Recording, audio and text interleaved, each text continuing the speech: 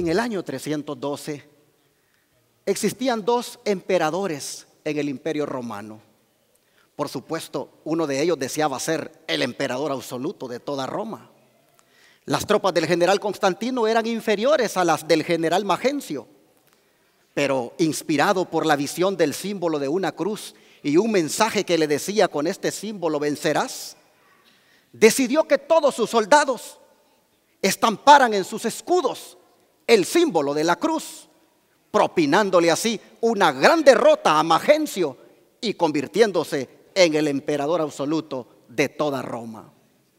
Constantino, contento con la victoria, interpretó que el Dios de los cristianos era muy poderoso, de manera que decidió hacerlo su Dios, convirtiendo al cristianismo en la religión oficial del imperio. Aquel aparente triunfo del cristianismo trajo como resultado que se fusionara la religión pagana con la cristiana, teniendo esta última el desafío de rechazar sus fiestas o cristianizarlas. Habiendo escogido lo último, el cristianismo en Roma apostató, convirtiéndose en un sistema de religión falsa llamada Babilonia.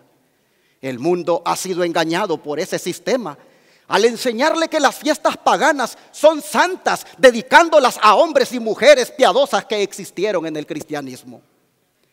Es por eso que en la serie Los engaños de Babilonia, en su segunda parte, uno de los engaños más satánicos que existen es el engaño del día de San Valentín. Abramos la Biblia en Primera de Pedro, capítulo 4, versículo número 3. Primera de Pedro, capítulo 4, versículo número 3.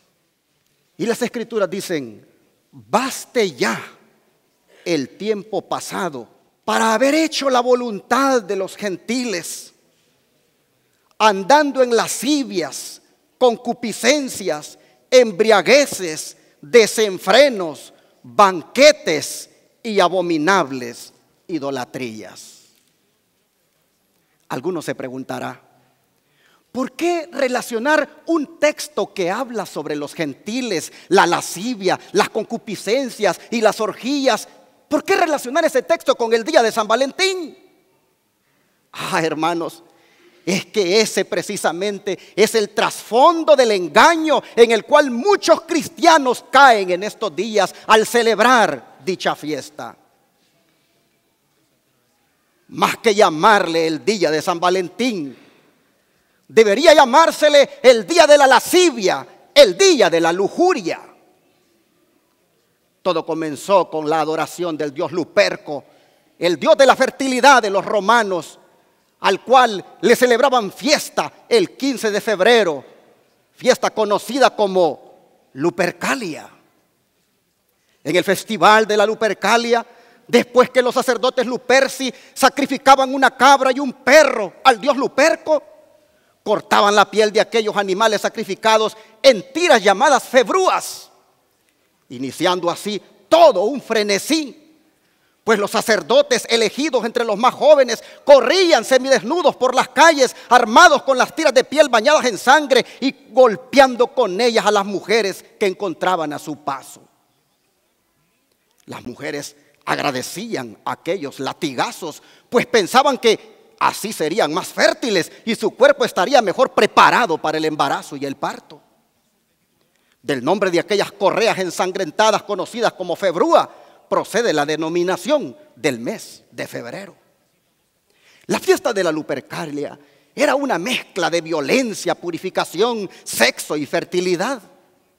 Las carnes de las mujeres acababan de color púrpura, en especial sus glúteos, porque los látigos que recibían con aquellas cuerdas estaban, como ya dije, ensangrentadas.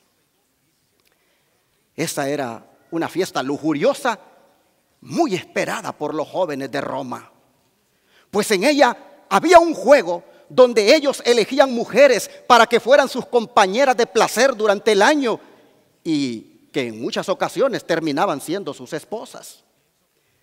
En aquel juego se introducían en una caja tarjetas con el nombre de las jóvenes y por turnos los varones metían la mano y sacaban el nombre de la elegida, comenzando enseguida un desenfreno sexual con ella. al estar unidos ahora el paganismo con el cristianismo, un llamado papa de nombre Gelasio cristianizó la Lupercalia al proponer que se celebrara en vez del 15 de febrero, el 14 en honor a San Valentín. Pues se decía que este había sido un mártir asesinado por el emperador Claudio porque cazaba en secreto a los soldados romanos, algo que el emperador no quería porque debilitaba el rendimiento militar de ellos. Así el Papa Gelasio disfrazó la fiesta pagana de la Lupercalia con un manto de rectitud, convirtiéndola en otro de los engaños de Babilonia. Hoy los muchachos se intercambian la figura del famoso angelito con arco y flechas, sin conocer su trasfondo. Muchos no saben que en el paganismo también este angelito era conocido como el dios de la mitología griega, el dios Eros, y que los romanos lo llamaban Cupido, el dios del deseo y del placer para ellos. Los romanos consideraban a Cupido la fuerza que controlaba el amor erótico. Y aunque hoy se le conoce a Cupido como el dios del amor, de amor no tiene nada, tiene más que ver con la pasión desenfrenada del hombre pecador. ¿Y qué de la figura del corazón con flechas? Mientras muchos lo ven como un símbolo de un corazón traspasado de amor, otros lo ven como un símbolo sexual de los órganos reproductores del hombre y la mujer. Y Satanás ha ideado que sea así, pues de esa manera está a tono con la famosa Lupercalia. Lo mismo que los chocolates. Estos aumentan el líbido sexual entre las mujeres. Un estudio de la revista estadounidense de medicina sexual del 2006 encontró que 163 mujeres que consumieron chocolate experimentaron mayor deseo y placer sexual que las que no lo habían hecho en el periodo de prueba. Por eso el hombre carnal, detrás de un regalo de chocolates, le está dando un mensaje subliminal a la mujer. ¿Y qué decir de los hoteles que hacen un gran negocio con las parejas que van allí, especialmente en este día, para satisfacer su concupiscencia? Por eso, como dije al principio, aunque se quiera disfrazar esta fiesta llamándole día de amor y la amistad, realmente es el día de la lascivia, o sea, el día del desenfreno sexual. Con todo lo dicho hasta aquí, debemos los cristianos participar de estas celebraciones como están haciendo muchos en las iglesias de hoy, haciendo banquetes, regalándose rosas, tarjetas y peluches. ¿Deberíamos los cristianos andar en ese tipo de prácticas? Claro que no. No debemos celebrar días paganos dedicados a la prostitución y a la lujuria sexual. Esta fiesta se hacía en honor a Luperco, el demonio de la lujuria, la prostitución, el erotismo y toda clase de perversidades sexuales. Por eso creo que es pertinente volver a leer el texto que acabamos de leer de 1 de Pedro 4:3. Donde el apóstol dice: baste ya el tiempo pasado de nuestra vida para haber hecho la voluntad de los gentiles, andando en lascivias, concupiscencias, embriagueces, desenfrenos, banquetes y abominables idolatrías. Creo que todos aquí entendemos la expresión baste ya el tiempo pasado. Es decir, no podemos seguir actuando como los paganos, llamados aquí gentiles por el apóstol. ¿Y por qué no podemos seguir actuando como ellos? Por esta declaración de la sierva del Señor, Elena White, que está en Testimonios para la Iglesia, tomo 2, página 399 a la 400. Esta sierva, inspirada por el Espíritu Santo, dice: el Señor proyectó con sabiduría colocar a su pueblo en una posición en que se separara del mundo en espíritu y ¿qué más? Y práctica. Y en que sus hijos no fueran inducidos con tanta facilidad a la idolatría, mancillándose con las corrupciones prevalecientes de su época. Todos los que son participantes de la naturaleza divina escaparán a la corrupción que está en el mundo por la concupiscencia. Si lascivia significa libertinaje, desenfreno, concupiscencia es la que la hace nacer, porque la concupiscencia es el deseo exacerbado por el sexo. Es interesante que la sierva del Señor diga que Dios a nosotros como pueblo remanente nos ha puesto en una posición en la cual debemos separarnos del mundo en espíritu y en práctica. Este espíritu que mueve al mundo en este día de San Valentín, esta práctica en la cual el mundo se mueve, el pueblo remanente debe estar separado de eso, porque esas son corrupciones prevalecientes en estos días. Oh, hermanos, escapar es lo que la sierva del Señor, el Espíritu Santo, le ilumina para decirle a este pueblo: escapar de las corrupciones prevalecientes de esta época. No andar en espíritu y en práctica en las mismas cosas que el mundo anda. ¿Por qué debemos escapar? Porque al andar en esas cosas nos convertimos en adúlteros y en adúlteras espirituales. Ya le fue revelado al apóstol Santiago eso. Vamos al libro de Santiago capítulo 4, verso 4.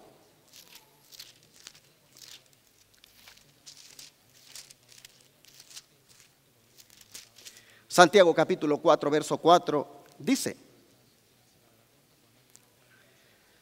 adúlteros y adúlteras, ¿no sabéis que la amistad del mundo es enemistad contra Dios? Cualquiera pues que quisiere ser amigo del mundo se constituye en enemigo de Dios. ¿Por qué se convierte, hermanos, el que anda allí con esas cosas del mundo en enemigo de Dios? ¿Sabe por qué?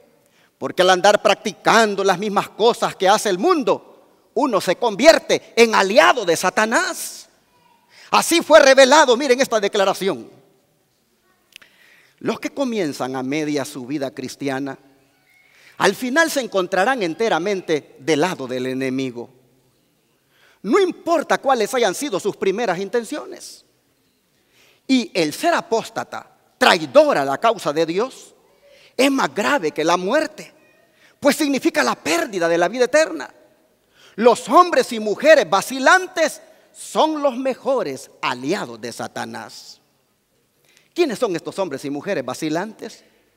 Son los que el sábado estamos en la iglesia, pero en la noche a la puesta del sol ya estamos en un cine. Somos los que el sábado buscamos la santidad, pero el domingo ya estábamos comprando el peluche, los chocolates y los corazones y buscando, si es posible, el hotel. Vacilantes. Este tipo de cristianos le es revelado a la sierva del Señor que son aliados de Satanás. Dice: no podemos unirnos con los que se complacen a sí mismos, que se ocupan de planes mundanales sin perder nuestra relación con el consejero celestial. Es tiempo, hermanos, de que nosotros como pueblo de Dios desechemos esas obras de las tinieblas, ¿no creen? Ya es tiempo que nosotros, hermanos, desechemos ese tipo de obras tenebrosas, porque son prácticamente el trasfondo de toda la corrupción moral que hay en el mundo hoy. Pablo, inspirado por el Espíritu Santo, le decía a la iglesia ahí en Roma, justamente, ahí donde se celebraba la Lupercalia. Ahí Pablo les decía: despiértense ya, les decía. Hoy la noche está avanzada, el tiempo se acerca, el día pronto aparecerá. Desechen las tinieblas, vístanse de las armas de la luz. Oh, leamos eso. Vamos al libro de Romanos capítulo 13, versículo 12 al 14.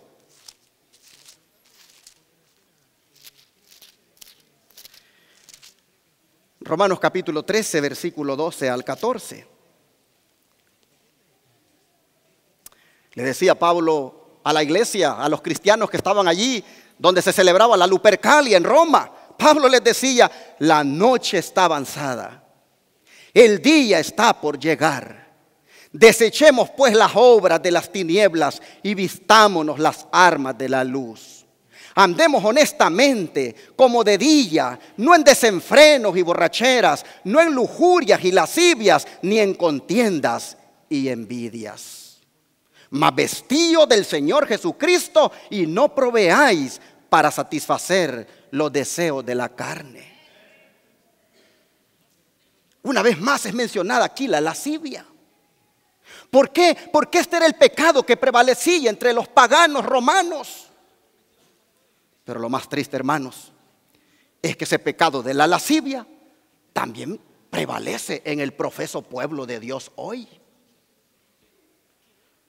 Prevalece con el nombre de la concupiscencia, que viene siendo su raíz. Mire lo que esta sierva del Señor le fue revelado para este pueblo remanente. Se me presentó, dice, un horrible cuadro de la condición del mundo. La inmoralidad cunde por doquiera. La disolución es el pecado característico de esta era. Nunca alzó el vicio su deforme cabeza con tanta osadía como ahora. La gente parece aturdida, y los amantes de la virtud y de la verdadera bondad casi se desalientan por esta osadía, fuerza y predominio del vicio. La iniquidad prevaleciente no es del dominio exclusivo del incrédulo y del burlador. Ojalá fuera ese el caso, pero no sucede así. Muchos hombres y mujeres que profesan la religión de Cristo son, ¿qué cosa? Culpables.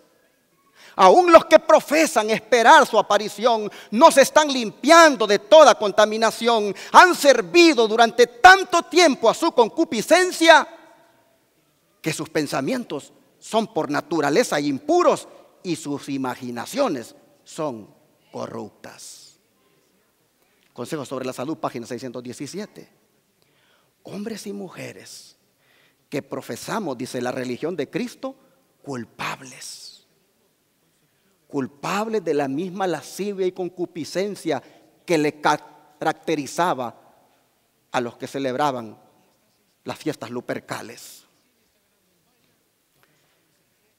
Y si hay un segmento tan vulnerable de la sociedad para corromperse moralmente y para hundirse en esta concupiscencia, ya lo dice la sierva del Señor, son hombres y mujeres, pero todo empieza con la juventud.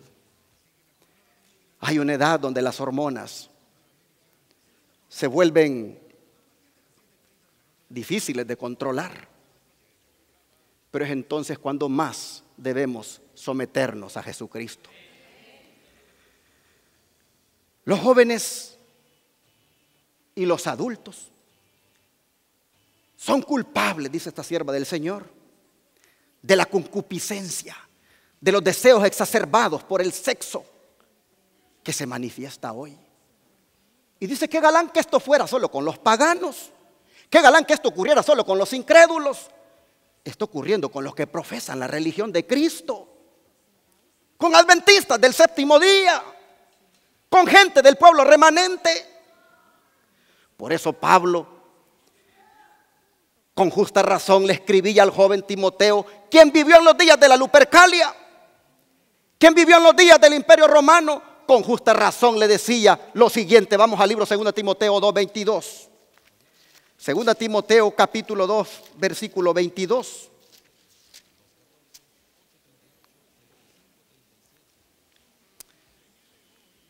Le decía Pablo a este joven: huye también de las concupiscencias juveniles y sigue la justicia, la fe, la caridad, la paz con los que invocan al Señor de corazón puro. Sin duda, Timoteo, en su juventud, tenía anhelos y deseos que Satanás también buscaba pervertírselos. Sin duda, Timoteo, en su juventud, allá en ese imperio romano donde se celebraba la Lupercalia, sin duda también era inducido de alguna manera por los jóvenes de su época a corromperse. Y Pablo le dice: huye huye de esas concupiscencias, huye de esos deseos exacerbados por el sexo, huye de esas pasiones juveniles. Creo que Pablo, su mensaje a Timoteo, igualmente se lo aplica hoy a la juventud del pueblo remanente. Al pueblo remanente, a los jóvenes a los cuales el Señor está queriendo trasladar al cielo, igualmente les dice a través del apóstol Pablo: huyan de sus concupiscencias, huyan de las corrupciones, huyan de esos deseos exacerbados por el sexo.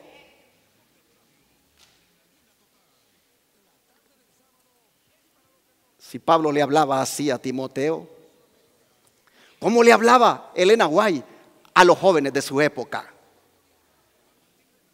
¿Cómo los jóvenes allá por los años 1800 se corrompían? Dejemos que la sierva del Señor nos lo diga. Dice: muchos de los jóvenes buscan ansiosamente, ¿qué cosa? Libros. Leen todo lo que pueden obtener. Los relatos de amor provocativos y las láminas impuras tienen una influencia corruptora.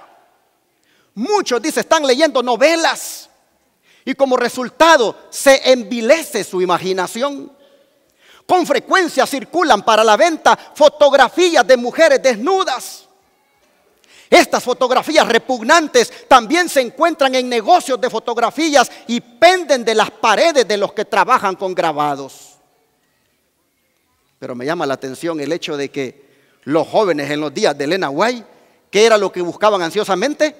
Libros. ¿Qué había en aquellos libros? Relatos de amor provocativos y láminas impuras, fotografías de mujeres desnudas. Hoy los jóvenes no buscan libros ávidamente para andar leyendo novelas en ellos. Hoy los jóvenes buscan las aplicaciones en sus teléfonos celulares, especialmente aquellas aplicaciones donde se pueden subir videos tontos o imágenes tontas que tú crees que allí van a durar poquito y luego se van a desaparecer. Pues quiero decirte que la imagen no es tan tonta, el tonto eras tú al subir eso a las redes. Porque de alguna manera no desaparecen. Una vez se sube allí, a algún lugar van a parar. Y si no, pregúntenme por qué a mí me han llegado algunas.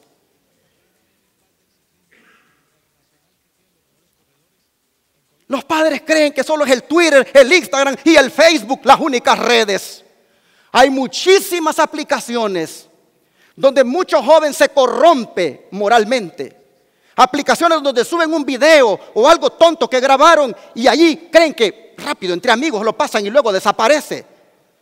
Por ahí, por esas aplicaciones, circula mucha pornografía. Me di a la tarea de andar buscando y me cansé, por lo menos encontré 15 aplicaciones, aparte del Facebook, Instagram y las otras, el Twitter, donde la juventud hoy en día está corrompiéndose moralmente. En los días de Elena White eran libros buscando láminas impuras los jóvenes. Hoy son en los teléfonos buscando aplicaciones donde se pueden corromper. Bueno, sigue diciendo esta sierva, estamos en una era, dice, cuando la corrupción abunda por doquiera. La concupiscencia de los ojos y las pasiones corruptas se despiertan por lo que se contempla y por qué más, por lo que se lee. Por eso, querido joven, en ese tu teléfono donde te corrompes con la pornografía, en ese tu teléfono donde tú te dedicas mucho tiempo a que la concupiscencia de los ojos te arruine, oh querido joven, deshazte de eso, deshazte de eso. Haz como que te vas a sacar un ojo para entrar solo con uno al cielo, a cambio de que puedas realmente salvarte. La concupiscencia de los ojos, y las pasiones corruptas se despiertan por lo que se contempla y por lo que se lee.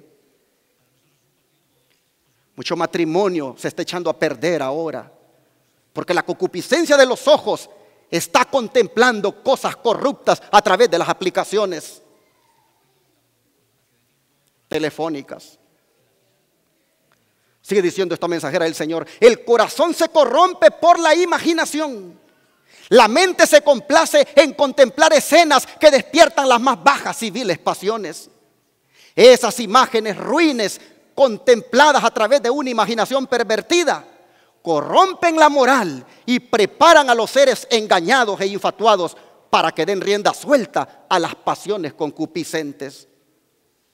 Y luego decimos que eran aquellos paganos los que celebraban la Lupercalia, cuando ahora en una forma moderna la Lupercalia sigue en nuestros teléfonos.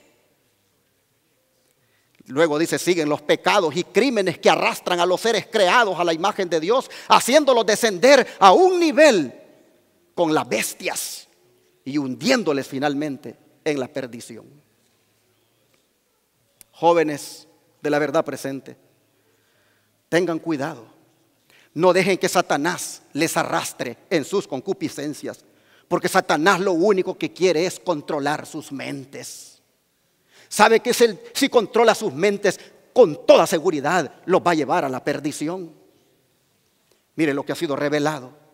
La obra especial de Satanás en estos últimos días es posesionarse de la mente de la juventud, corromper los pensamientos e inflamar las pasiones, porque sabe que al hacer esto puede guiarlos a acciones impuras y así se denigrarán todas las nobles facultades de la mente y puede dominarlos de acuerdo con sus propios propósitos. Y una de esas acciones impuras, en las cuales mucha gente termina, jóvenes y adultos, es esta. En la condición del niño, página 413, dice: algunos que ostensiblemente profesan el cristianismo no comprenden el pecado del abuso propio, conocido como ¿qué? Masturbación. Y sus resultados inevitables. Muchos no comprenden las consecuencias de practicar ese pecado. Un hábito inveterado ha cegado su entendimiento. Inveterado quiere decir algo antiguo y arraigado.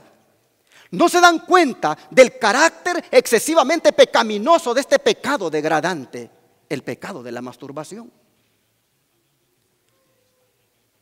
Hasta los niños participan de ese pecado. Pues miren ustedes, jóvenes y niños de ambos sexos participan de la contaminación moral y practican el asqueroso vicio solitario, destructor de cuerpo y alma. Asqueroso vicio solitario le llama esta sierva, por inspiración del Espíritu Santo, al pecado de la masturbación. Muchos, dice, de los que profesan ser cristianos están tan atontados por la misma práctica que sus sensibilidades morales no pueden ser despertadas para comprender que es pecado. Y que si persisten en ello, terminarán de seguro por destruir completamente el cuerpo y la mente. El hombre, dice, el ser más noble de la tierra, formado a la imagen de Dios, se transforma en una bestia, se embrutece y se corrompe con signos de admiración. Cada cristiano tendrá que aprender a refrenar sus pasiones y a guiarse por los buenos principios, porque a menos que lo haga, es indigno del nombre de cristiano. Aún niñitos con una irritabilidad natural de sus órganos sexuales encuentra alivio momentáneo al manosearlos, lo que tan solo aumenta la irritación y los lleva a repetir el acto hasta que se establece un hábito que aumenta con el crecimiento de ellos. Ojo, queridos padres y madres, con los niñitos, lo que puede estar sucediendo con su órgano a tan temprana edad. Pero si la lascivia y la concupiscencia se da en la juventud, también tristemente se da en los esposos. Antes nos decían: no tengas relaciones sexuales sino hasta cuando estés casado o casada, porque si tienes relaciones sexuales antes, eso es pecado. Pero ¿será que cuando ya estamos casados entonces se vale de todo? ¿Será que cuando ya estamos casados entonces podemos refrenarnos? ¿Qué dice el apóstol Pablo? Vamos a 1 Tesalonicenses capítulo 4, versículo 4 y 5. 1 Tesalonicenses capítulo 4, versículo 4 y 5.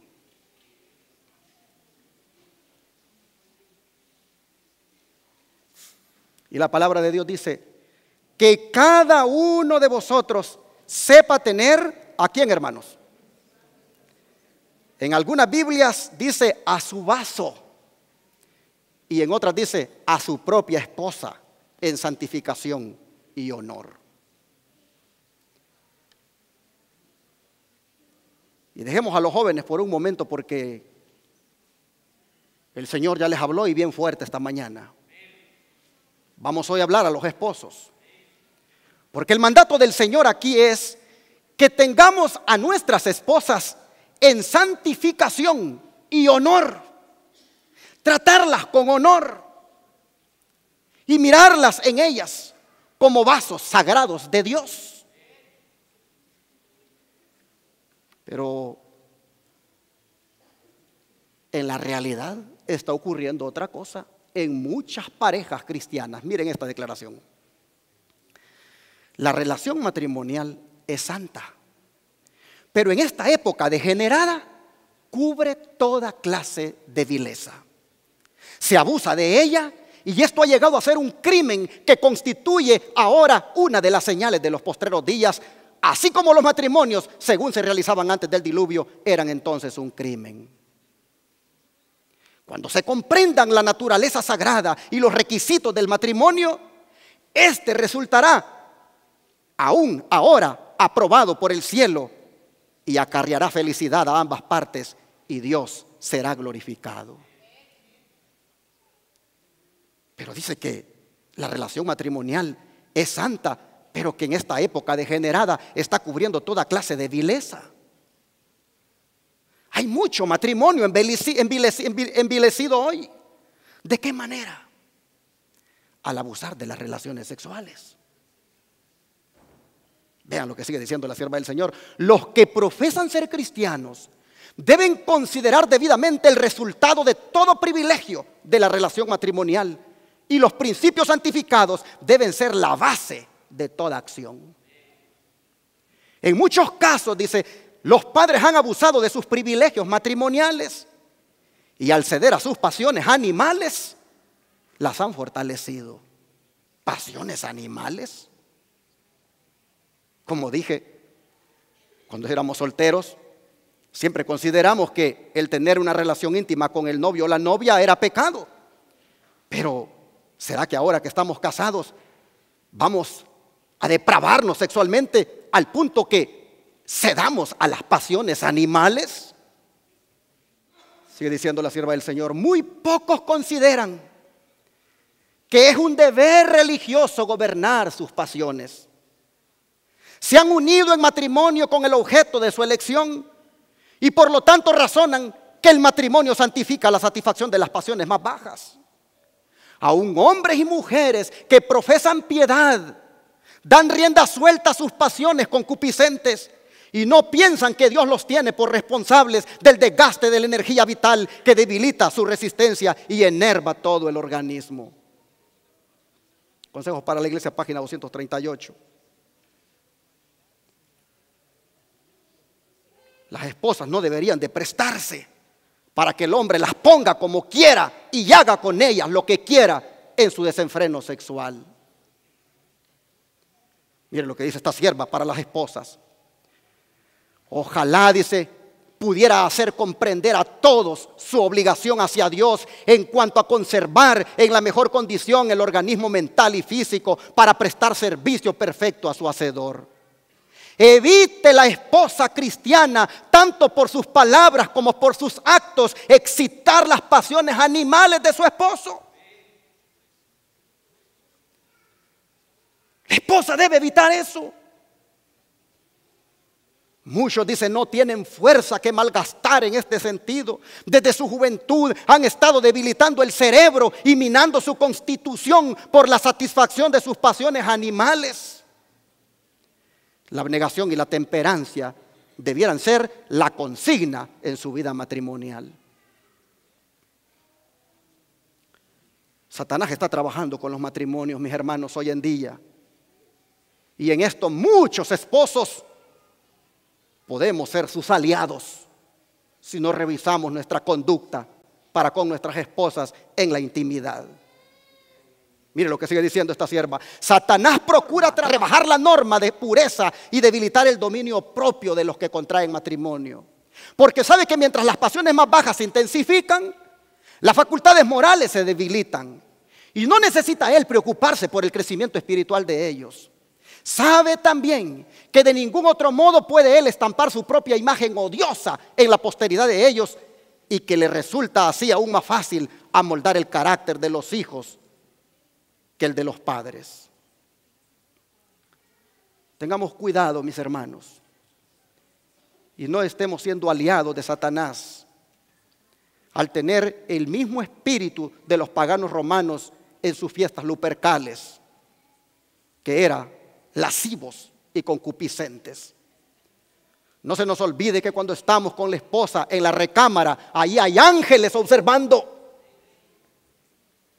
A veces pensamos que porque nos metemos al cuarto donde ya no nos ven nuestros hijos, allí podemos hacer de todo. Allá hay ángeles en esa recámara.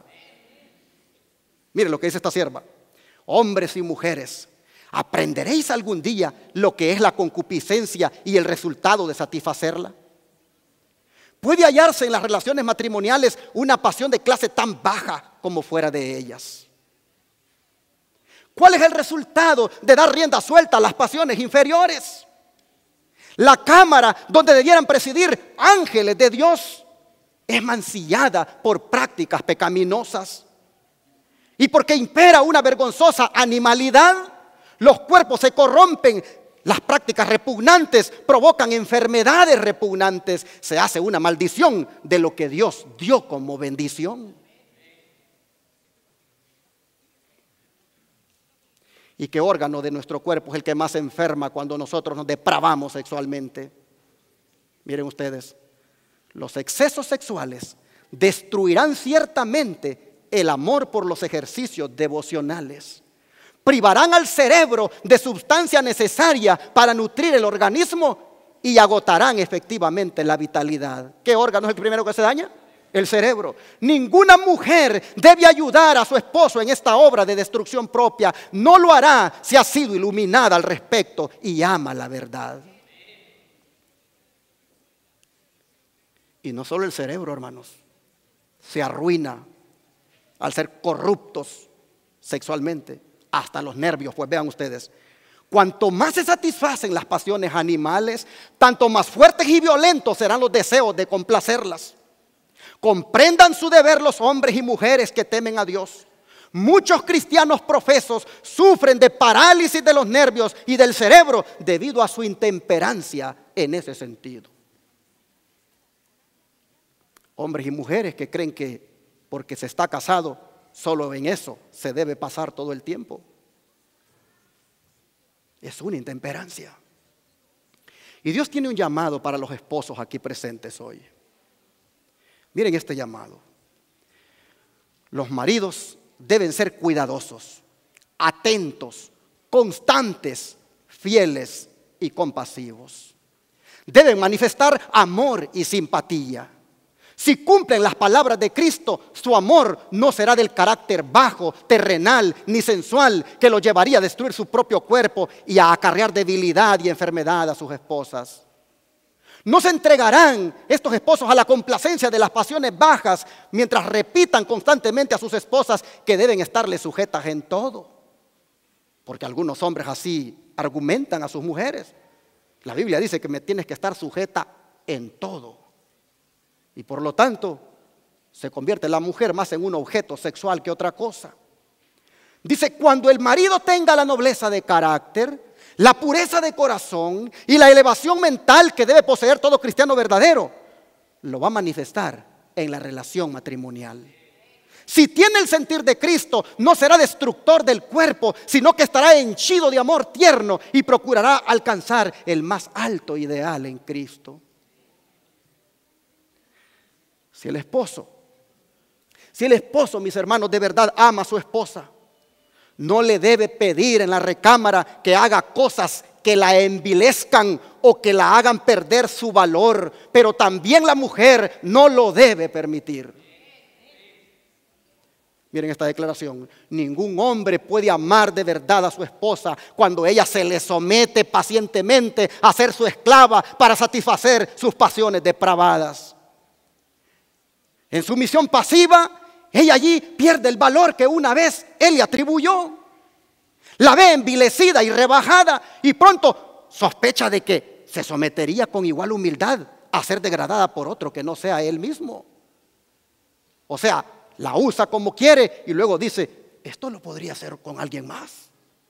Duda, dice, de su constancia y pureza, se cansa de ella y luego busca nuevos objetos que despierten e intensifiquen sus pasiones infernales.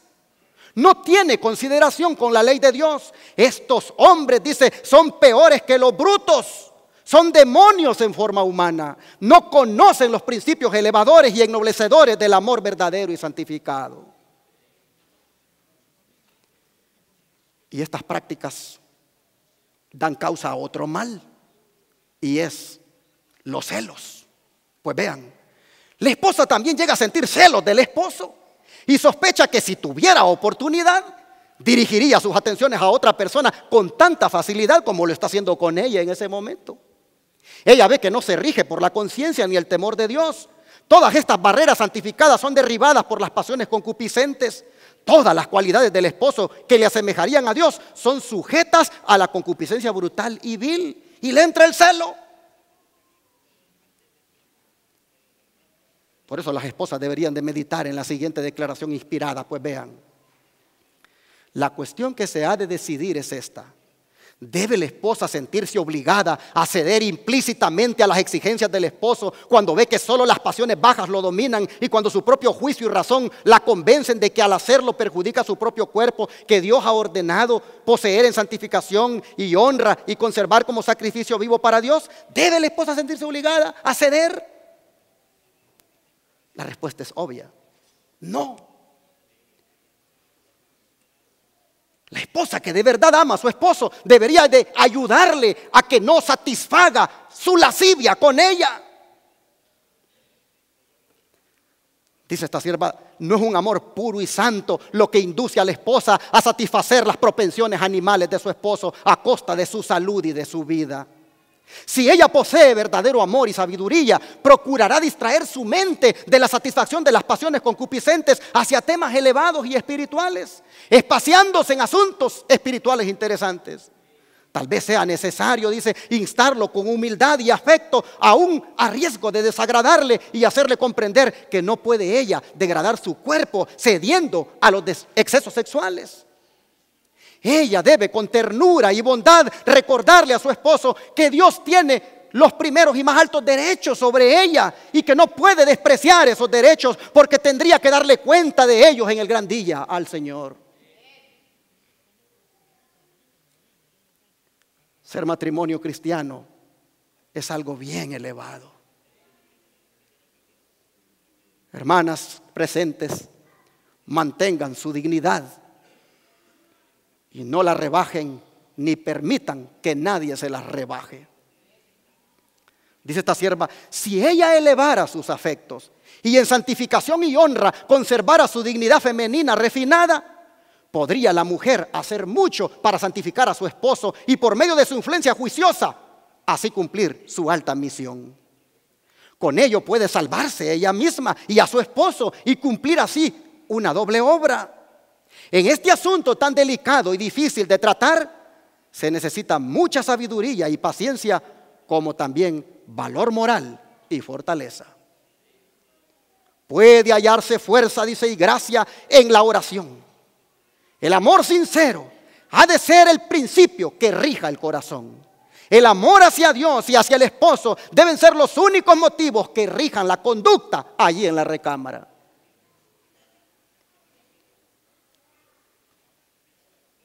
Hermanas y hermanas, eleven a sus esposos de lo bajo a lo alto.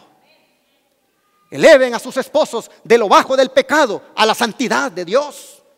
Miren esta otra declaración: cuando la esposa entrega su cuerpo y mente al dominio de su esposo y se somete pasiva y totalmente a su voluntad en todo, sacrificando su conciencia, su dignidad y aún su identidad, pierde la oportunidad de ejercer la poderosa y benéfica influencia que debiera poseer para elevar a su esposo. Podría suavizar su carácter severo y podría ejercer su influencia santificadora de tal modo que lo refinase y lo purificase, induciéndole a luchar fervorosamente para gobernar sus pasiones, a ser más espiritual, a fin de que puedan participar juntos de la naturaleza divina, habiendo escapado de la corrupción que impera en el mundo por la concupiscencia. Hermanos, nuestros cuerpos, ya sea el de tu esposa o el de tu esposo, no nos pertenecen. Le pertenecen a aquel que nos compró por su preciosa sangre. No podemos hacer con nuestros cuerpos lo que nosotros querramos. No nos olvidemos lo que dice el apóstol Pablo en el libro 1 Corintios 6, verso 20. 1 Corintios 6, verso 20. Porque habéis sido comprados por precio, glorificad pues a Dios en vuestro cuerpo y en vuestro espíritu, los cuales son de Dios. Amén. Hermanos, somos de Dios. El cuerpo de tu esposa, mi hermano, le pertenece a Dios. El cuerpo de tu esposo, mi hermana, le pertenece a Dios. De manera que la próxima vez que toques ese cuerpo íntimamente, considera bien todo lo que Dios ha dicho ahora.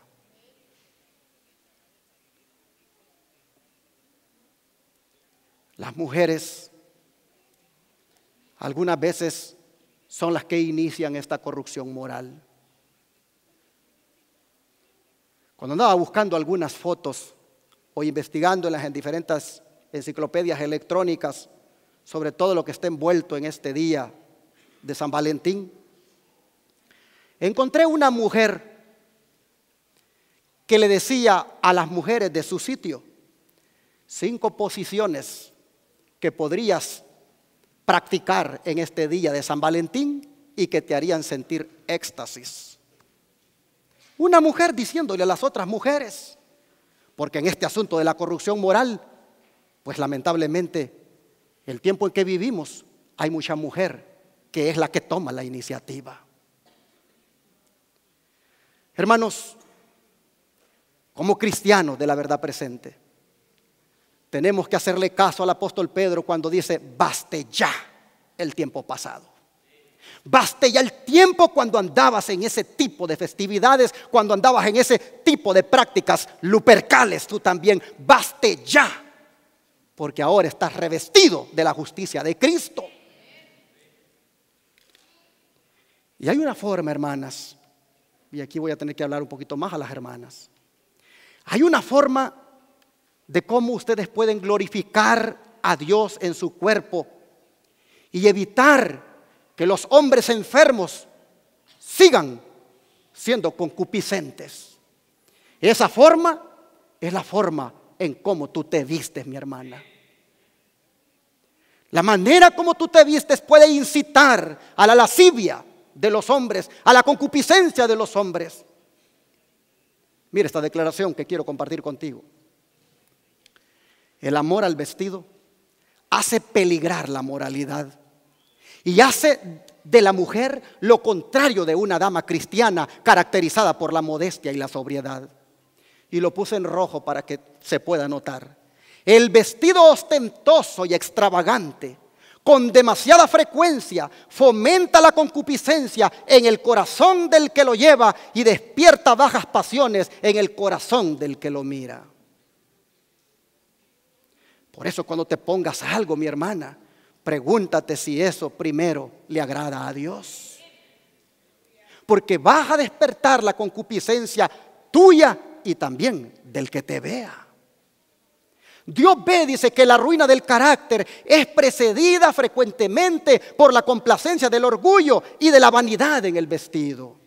Testimonios para la Iglesia, tomo 4, página 645. Mis hermanas, dice esta sierva del Señor, evitad aún la apariencia de mal. En esta era disoluta, saturada de corrupción, no estáis seguras a menos que estéis protegidas. La virtud y el recato son raros ahora. Os exhorto, dice, como seguidoras de Cristo, que hacéis una elevada profesión, que acariciéis la preciosa y sin par gema del recato. Ella preservará la virtud. Recato aquí cerca de tus senos y recato aquí abajo por tus piernas, mi hermana. Es lo que tú tienes que manifestar en tu vestimenta. De lo contrario, alimentas la concupiscencia del hombre carnal.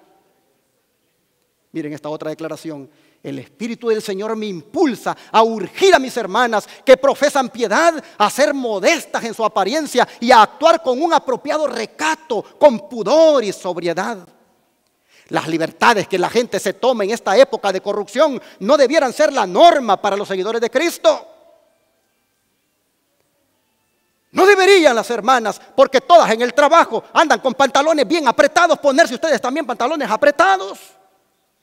No deberían las hermanas, porque la moda es andar con faldas pegadas y cortas, ustedes también usarlas igual. No, mis hermanos. Dice, las libertades que la gente se toma en esta época de corrupción no debieran ser norma para los seguidores de Cristo. Estas exhibiciones de familiaridad que están de moda no debieran existir entre los cristianos que se están preparando para la inmortalidad. Si la lascivia, dice, la contaminación, el adulterio, el crimen y el asesinato están a la orden del día entre los que no conocen la verdad y se niegan a ser controlados por los principios de la palabra de Dios, ¿cuán importante sería que el grupo que profesa ser seguidor de Cristo, aliado de Dios y de los ángeles, pudiera mostrarles un camino mejor y más noble a la gente del mundo? Cuán importante sería que por su castidad y virtud se ubicaran las hermanas en un marcado contraste con el grupo que es controlado por las bajas pasiones.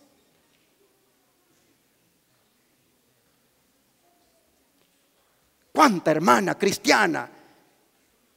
Y dice que es del pueblo remanente, con sus blusas escotadas, que uno tiene que ver para dónde voltea a ver para no mirar. ¿Por qué? ¿Por qué no poder ser diferentes? ¿No dice el apóstol Pedro, baste ya el tiempo pasado? Cuando como los gentiles te vestías así, como cuando los gentiles andabas en ese tipo de festividades, baste ya. Sigue diciendo esta sierva, Satanás controla las mentes de los jóvenes en general. No enseñáis a vuestras hijas a negarse y a controlarse a sí mismas. Las mimáis y fomentáis su orgullo. Les permitís hacer su voluntad hasta que llegan a ser tercas y obstinadas y entonces no sabéis qué hacer para salvarlas de la ruina. Sí, le comenzaron comprando las falditas cortitas a la niña. La niña bien chiquita andaba enseñando sus piernitas porque nunca la acostumbraste a vestirse normal como debe ser una cristiana. Siempre la vestiste de chiquita de esa manera, de manera que cuando llega a los 15 años, a los 16 años ella quiere seguir con esa vestimenta y ahora se la quieres quitar cuando tú misma la induciste a eso. Dice, las mimáis y fomentáis su orgullo. Les permitís hacer su voluntad hasta que llegan a ser tercas y obstinadas y entonces no sabéis qué hacer para salvarlas de la ruina. Satanás, dice, las está llevando a ser objeto de escarnio en boca de los incrédulos por causa de su descaro y su falta de recato y femenina modestia. A los jóvenes, dice, también se los deja hacer su voluntad hoy en día. Apenas tienen 13 o 14 años y ya entablan relación con jovencitas de su edad. Las acompañan a sus casas y les hacen el amor. Y los padres contentos. Ya mi hijo ya es hombre, ya tiene novia, ya llega a las 11 de la noche porque ha estado con ella, ha hecho un nudo por allá. Oh, hermanos, los padres, dice, están tan completamente atados por su propia indulgencia y su amor equivocado por sus hijos que no se atreven a actuar decididamente para cambiar y controlar a sus muy precoces hijos en esta época disipada.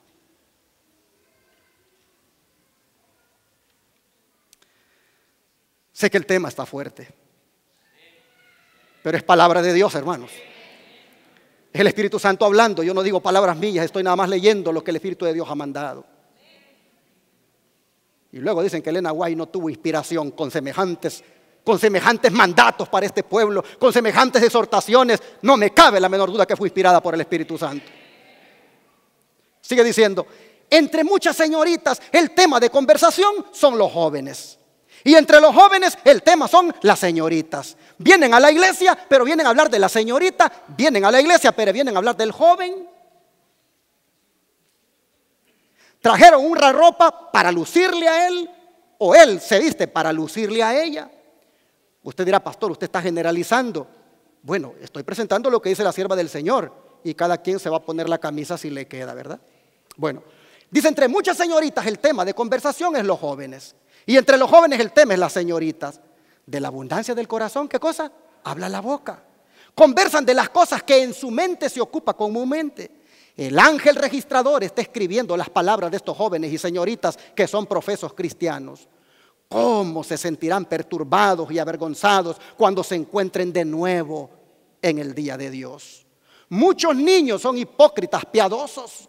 Los jóvenes que no profesan una religión tropiezan con estos hipócritas y son endurecidos y ya no responden a ningún esfuerzo de parte de los que están interesados en su salvación. Y por último, hermanos, el Señor Jesús, tomando en cuenta que mucho del paganismo lo podemos tener aquí, el Señor Jesús, tomando en cuenta que mucho del paganismo lo podemos tener en la mente sin que nadie lo vea, nos dice algo que va directo al corazón, y es lo que se encuentra en Mateo capítulo 5, verso 28.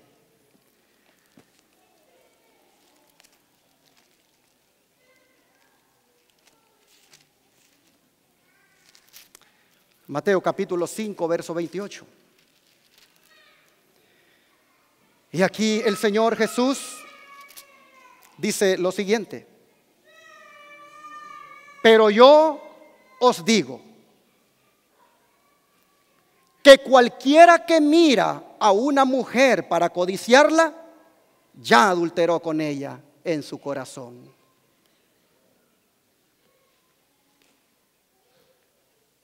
El judío se asustaba de ver la depravación de los paganos. Al judío le detestaba cuando esos romanos llegaban allí a Judea con sus legiones y con sus prostituciones y con sus corrupciones sexuales. Al judío le asustaba eso. Y mientras el judío miraba al pagano corrupto, Cristo le dice: pues yo te digo que si tú en tu corazón ya la codicias, ya eres adúltero. Tú miras al pagano depravado, pero tú puedes ser que estés depravado en tu mente al codiciar a la mujer. Mire lo que dice esta sierva. Hablando de este texto, cualquiera que mira a una mujer para codiciarla, ya adulteró con ella en su corazón. Ella dice lo que les acabo de decir.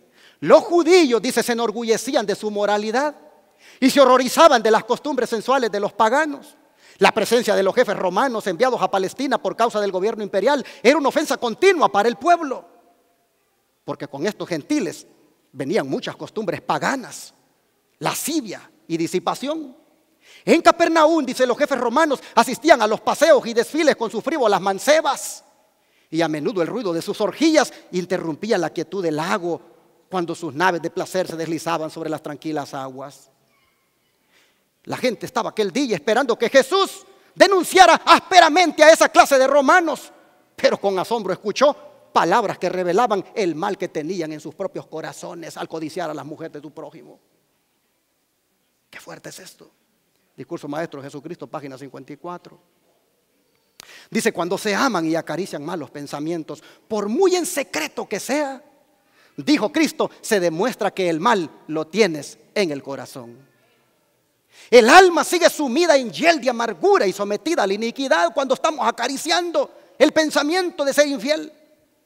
El que haya placer, dice, espaciándose en escenas impuras, en las redes sociales, en las aplicaciones, ese, dice, cultiva malos pensamientos y comienza a echar miradas sensuales en la iglesia y en el mundo. Puede contemplar en el pecado visible con su carga de vergüenza y aflicción desconsoladora la verdadera naturaleza del mal que lleva oculto en su propia alma.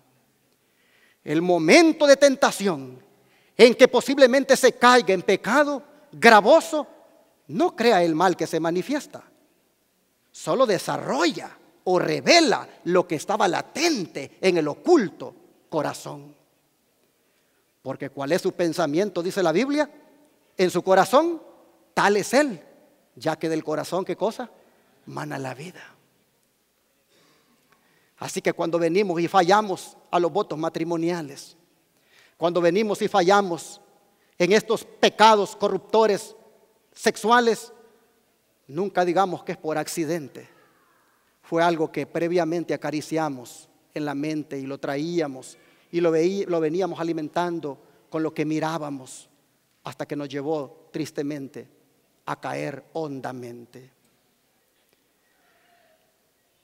Por eso, al propagar el mundo ahora el día de San Valentín, que no es otra cosa que el día de la lujuria y la lascivia,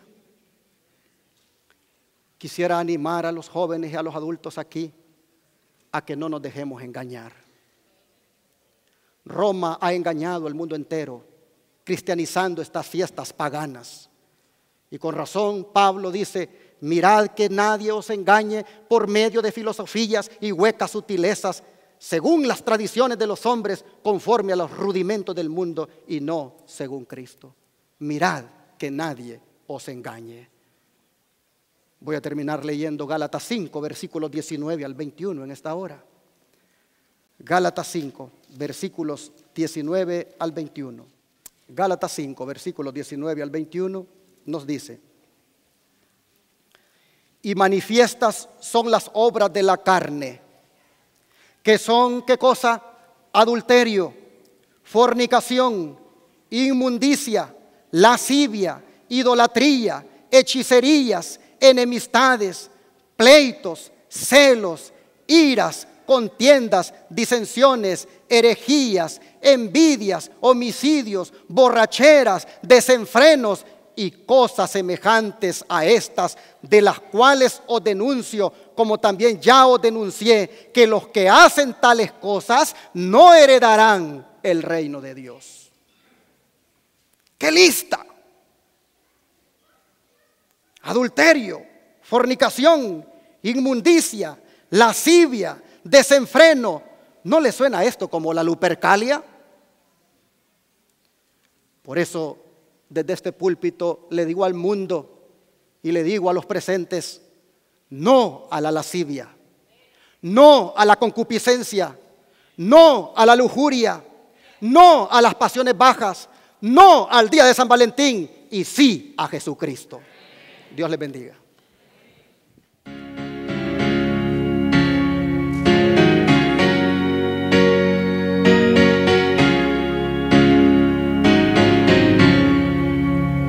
Al contemplarte, mi Salvador, y al meditar en tu gran amor, veo en mi vida mucho pecar.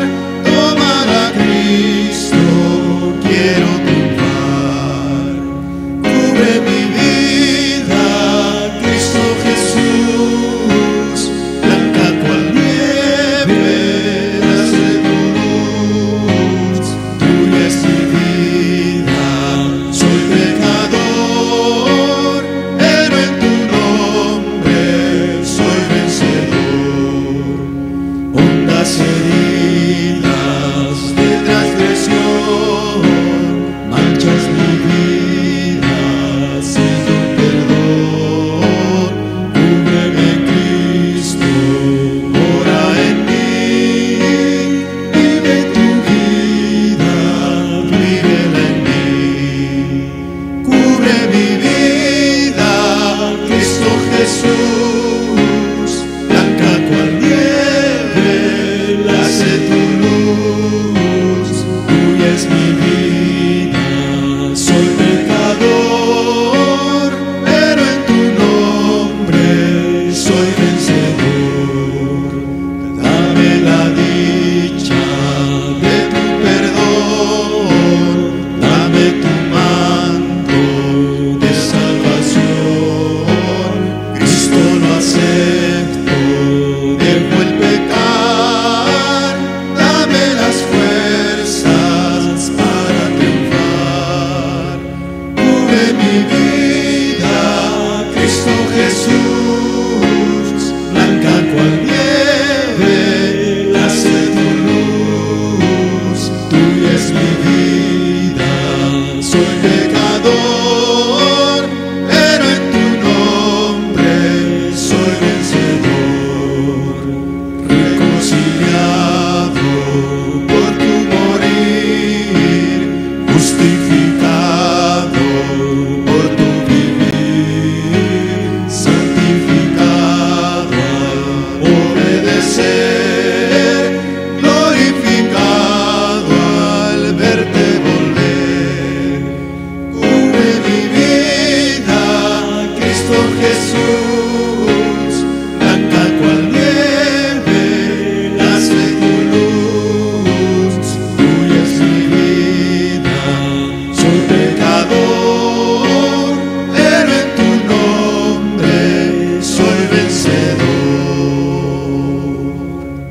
¿Cuántos quieren que Cristo les cubra su vida?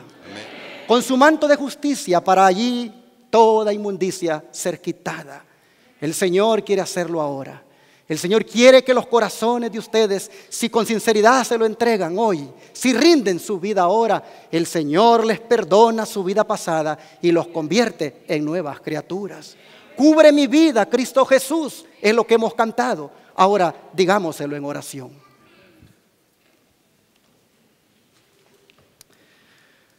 Oh Padre, gracias Señor, porque hay luz revelada en tu palabra. Hay tanta luz como para que nosotros sigamos en tinieblas.